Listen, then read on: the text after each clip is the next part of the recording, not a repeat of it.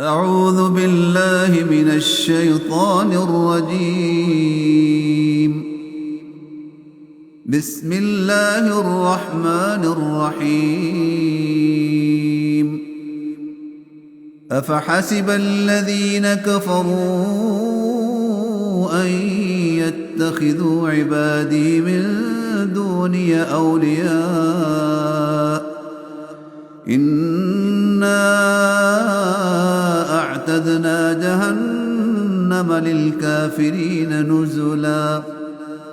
قل هل ننبئكم بالأخسرين أعمالا الذين ضل سعيهم في الحياة الدنيا وهم يحسبون أنهم يحسنون صنعا أولئك الذين كفروا بآيات ربهم ولقائه فحبطت أعمالهم فلا نقيم لهم يوم القيامة وزنا ذلك جزاؤهم جهنم بما كفروا واتخذوا آياتي ورسلي هزؤا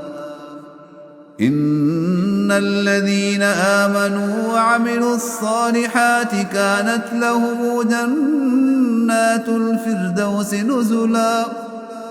خالدين فيها لا يبغون عنها حولا قل لو كان البحر مدادا لكلمات ربي لنفد البحر قبل أن تنفد كلمات ربي ولو جئنا بمثله مددا قل إنما أنا بشر مثلكم يوحى إلي أنما إلهكم إله واحد فمن كان يرجو لقاء ربه فليعمل عملا صالحا